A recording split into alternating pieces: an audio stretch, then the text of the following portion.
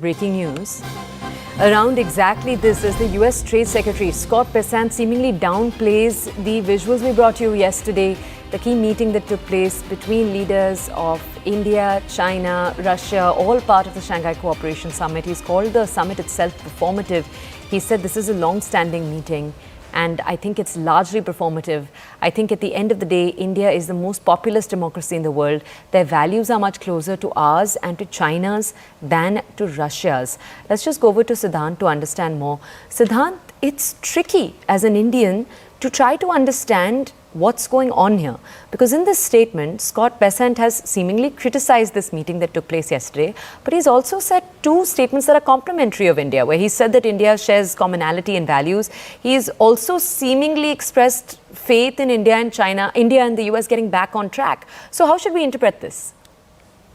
So yeah, look, Russia was never comfortable. India, being friends with Russia, buying defense equipment from Russia, etc., etc. In fact, there used to be a very strong opinion coming from American strategic experts, American administration, when President was Joseph Biden. But that is very much understood, Toya. One can definitely have his own opinion on Prime Minister Modi meeting some other world leader or Prime Minister Modi going to attend some multilateral summit, etc., etc. That's fine. But what bothers Toya, each one of us, perhaps those who have been tracking India-US relationship very, very closely, is the below-the-belt remarks, is the kind of statements that Peter Navarro and others have been making. So that is something which is spoiling the mood, Toya. One can definitely have an opinion. One can definitely, be coming up what he wants to say. He can write. Any administration can also make comments on Prime Minister Modi's visit. There's no issue about it, But the point is, how can you say that the Brahmins are profiteering?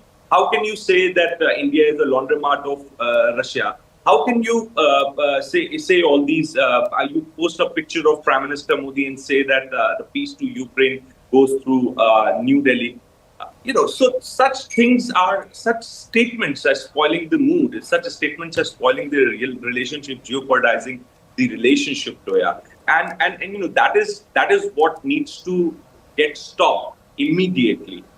One can have a critical analysis. One can, State Department can come up with a response. White House can come up with a response. But these advisors around President Trump are really undoing the 25 years of hard work which have been put in place to build India-US relationship, by both the sides.